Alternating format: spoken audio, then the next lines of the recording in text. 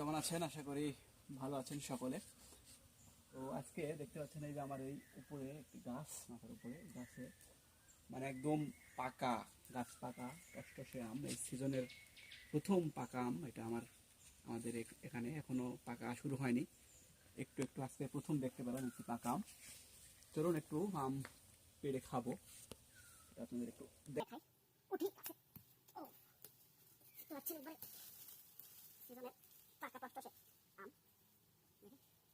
আজকে অলরেডি উঠে পড়েছি, দেখতে পাচ্ছেন এই যে আমগুলো ঝুলে আছে এখানে। এই যে এখানে আম, তো আম যেটা পাকা আম সেটা আপনাদের একটু দেখাই। এই যে দেখেন, এই যে পাকা আমটা ঝুলে আছে এখানে, এটাই খাবো। তো এটা নিতে গেলে আমাকে আরো উঠতে হবে উপরে। দেখি একটু উপরে উঠে আপনাদের আবার দেখাই। আসলে একা একা গাছে উঠছি তো ওই জন্য নামানোটা আপনাদের দেখাতে পারবো না হয়তো। এখানে শুধু আমটা দেখাচ্ছি। দেখেন ওই যে আম, পাকা আমটা গাছে ঝুলতেছে, কত সুন্দর আম। তো ওই আমটা এখন নামিয়ে খাবো, আপনাদের দেখানোর চেষ্টা করতেছি। দেখেন বন্ধুরা, আম নামানো কিন্তু শেষ, নামতেছি গাছ থেকে এখন।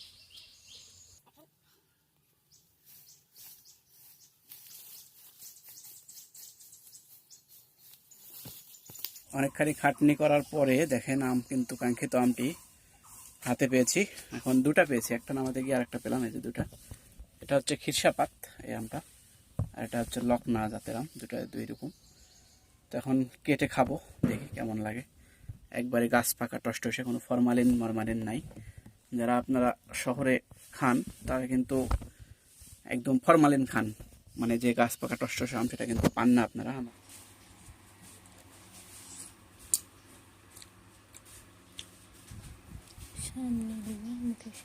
আম সিলানার টেকনিকটা আপনাদের একটু দেখাই।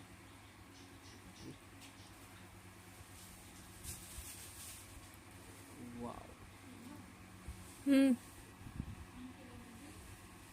টেকনিক।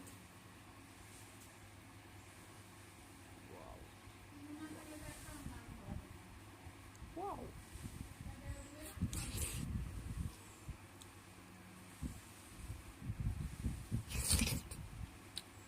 মানে মধু মধু, একদম মধুর মতো মিষ্টি আর তুলার মতো নরম।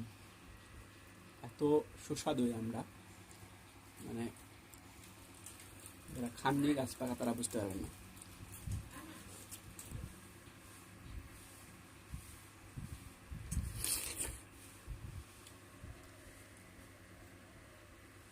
আসলে আম খাওয়ার সময় কোনো কথা বলা যায় না।